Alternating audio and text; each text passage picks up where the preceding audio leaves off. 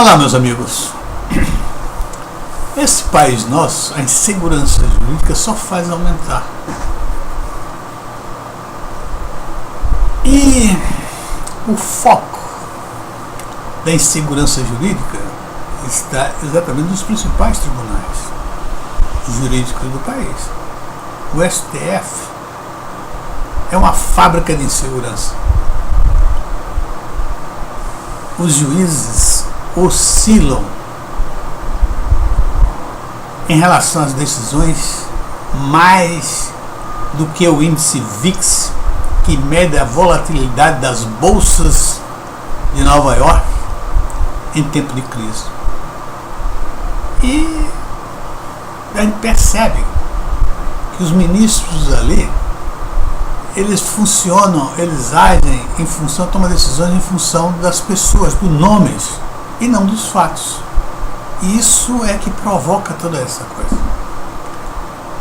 Na realidade, o ministro é um guardião da Constituição e obedecer às leis constitucionais e não haver tanto disparate, como por exemplo o caso da segunda instância. Acabou de ser aprovado pelo tribunal no final de 2016 e agora já fica um mudando de posição, Gilmar Mendes, Rosa Weber e o próprio Alexandre de Moraes.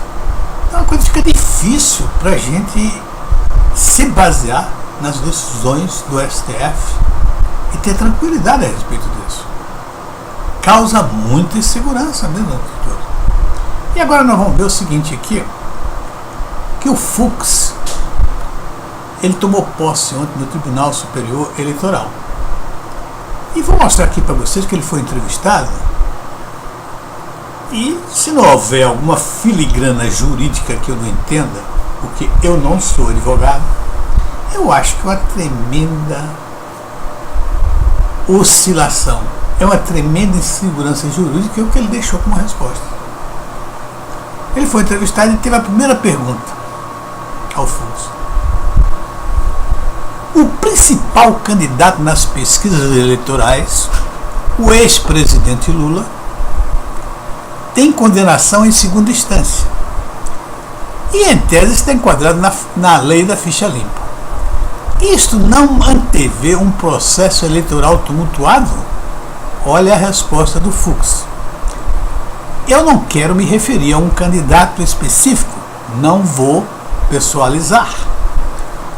Mas o ordenamento jurídico brasileiro hoje é claro no sentido de que, incidindo naquelas hipóteses da lei da ficha limpa, o candidato é inelegível. Isso não significa dizer que o candidato pode se registrar e ter o pedido de registro indeferido. Ele é irregistrável. Ele não pode oferecer registro de candidatura. Pronto. Essa resposta me disse o seguinte: o Lula jamais poderá registrar sua candidatura, porque foi uma resposta taxativa. Ela é irregistrável. O candidato é inelegível.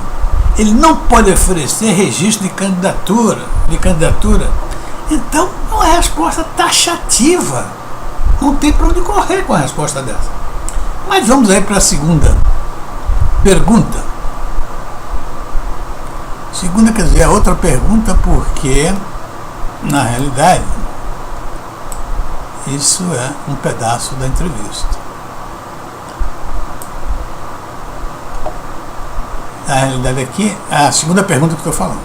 Qual será a orientação do TSE se um partido quiser registrar um candidato a presidente que é condenado por tribunal de segunda instância? Que foi condenado por tribunal de segunda instância. Não é o caso do Lula? Não, a pergunta anterior não é sobre isso? Ele não foi tão taxativo? Olha a resposta que ele diz. Eu tenho que ouvir o colegiado. Essa deliberação vai ser fruto de uma reunião do colegiado necessariamente. Uau! na primeira resposta, conforme nós vimos aqui, não é? Ele diz o quê? O candidato é inelegível. Isso não significa dizer que o candidato pode se registrar e ter o pedido de registro indeferido. Ele é irregistrável, quer dizer, ele não pode nem registrar e aguardar o resultado. Não pode registrar. Ele não pode oferecer registro de candidatura. Está claríssimo isso aqui. Aí passa para essa outra pergunta: se o partido, né? Como é que é? Se um partido quiser registrar um candidato, ou seja, o PT quiser registrar o Lula, que é condenado por tribunal na segunda instância, resposta: eu tenho que ouvir o colegiado. Isto é uma contradição. Isto é uma insegurança jurídica. Como é que pode isso? Eu, data vênia, não sou advogado. Talvez aí tenha alguma filigrana jurídica que diferencie uma coisa da outra.